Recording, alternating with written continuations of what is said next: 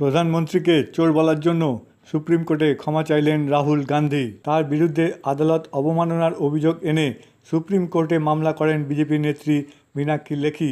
লোকসভা ভোটের সমস্ত আপডেট পেতে আমাদের চ্যানেলটি সাবস্ক্রাইব করুন এবং সঙ্গে বেল আইকনটি টিপে দিন। তাহলে আপনি অটোমেটিক্যালি নোটিফিকেশন পেয়ে যাবেন। সবার আগে আমরা প্রচার করার চেষ্টা করব। আপনাদের সকলের কাছে একটি অনুরোধ, আপনারা শান্তি শৃঙ্খলা বজায় রাখুন এবং শান্তিতে ভোট দিন।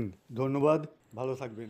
প্রধানমন্ত্রী নরেন্দ্র মোদীকে এবার চোর বলছে সুপ্রিম কোর্ট ও নির্বাচনী প্রচারে এমন মন্তব্য করায় হলফনামা দিয়ে শীর্ষ আদালতে ক্ষমা চাইতে হলো কংগ্রেস সভাপতি রাহুল গান্ধীকে।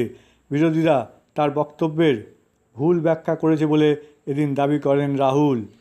গত বছর ডিসেম্বরে রাফাল চুক্তিতে নিয়ম বহির্ভূত কাজকর্মের অভিযোগ উড়িয়ে দিয়ে প্রধানমন্ত্রী নরেন্দ্র মোদীকে ক্লিন চিট দেয় সুপ্রিম কোর্ট। চলতি বছরের 10 এপ্রিল রাফাল মামলায় রিভিউ পিটিশন মঞ্জুর করে শীর্ষ আদালত। ফাঁস হয়ে যাওয়া তথ্যের ভিত্তিতে ফের শুনানি শুরু করা যাবে বলে জানিয়ে দেয় সুপ্রিম কোর্ট।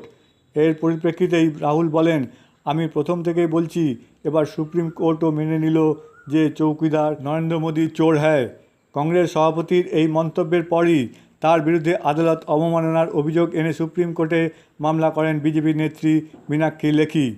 এই মামলার শুনানিতে সুপ্রিম কোর্ট স্পষ্ট করে দেয়, তারা কোথাও এমন কথা বলেননি যে চৌকিদার নরেন্দ্র মোদী চোর হ্যায়। সোমবার সুপ্রিম কোর্টে হলফনামা দিয়ে ক্ষমা চাইতে হলো রাহুলকে।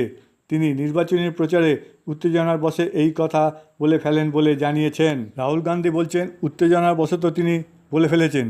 তাহলে উত্তেজনাবশত কি তিনি বারবার একই কথা বলেছেন? শুধু তো একবার বলেননি। তিনি যখন ভাষণ দিয়েছেন তখন সেখানে উচ্চস্বরে বলেছেন চৌকিদার চোর হ্যায়। শুধু তাই নয়, দর্শকদেরও প্ররোচিত করেছেন এই কথা বলার জন্য। তাহলে সেটাও কি তিনি উত্তেজনাবশত বলে ফেলেছিলেন?